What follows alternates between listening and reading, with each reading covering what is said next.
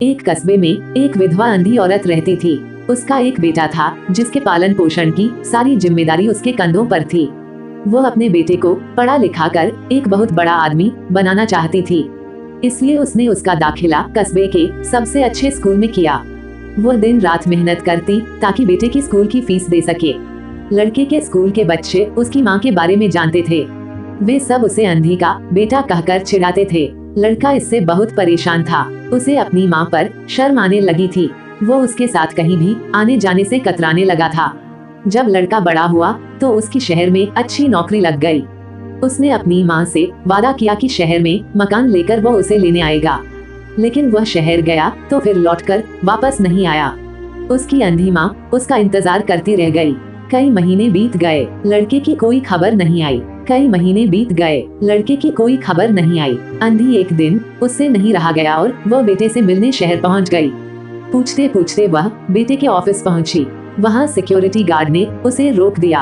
अंधी औरत ने गार्ड को अपने बेटे का नाम बताया और बोली कि उससे जाकर कह दो कि गांव से कोई मिलने आया है। गार्ड ने जाकर उसके बेटे को बताया।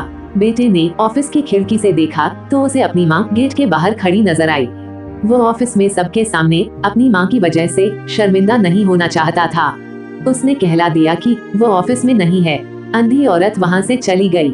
शाम को वह लड़का ऑफिस से घर जाने के लिए निकला। रास्ते में एक जगह काफी भीड़ जमा थी।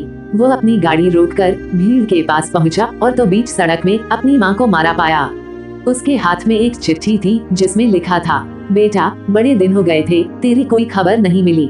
चिंता हो रही थी इसलिए तुझसे मिलने चली आई। तू तो अब बड़ा आदमी बन गया है। तुझसे मिलना अब शायद मुझ गरीब की किस्मत में नहीं, लेकिन मैं बहुत खुश हूँ तेरे लिए। तूने अपना ही नहीं मेरा सपना भी पूरा किया। मलाल है कि तेरी तरक्की देख नहीं सकती। काश बचपन में तेरी आंखों में सरिया न घुसा होता और मुझे तुम्हें अपनी आंखें न देनी पड़ी होती तो तेरी तरक्की अपनी आंखों से देखकर सुकून से मरती। तेरी अंधी माँ पढ़कर लड़का फूट फूट कर रोने लगा। जिस अंधी माँ पर उसे शर्म आती थी उसने उसके लिए कितना बड़ा बलिदान किया था। वो आत्मग्लानि से भर उठा और जिंदगी भर खुद को माफ नहीं कर पाया।